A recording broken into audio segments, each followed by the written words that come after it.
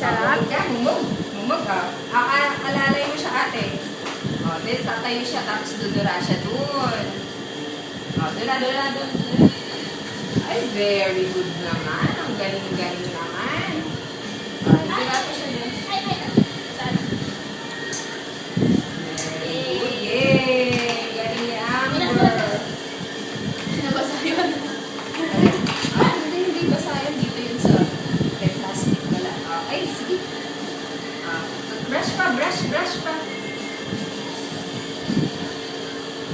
Sarap ba? Sarap? Brush ka nga. O, di ba? Wala masakit? O, sasabihin mo doon sa mga classmate mo, magpapadentist din,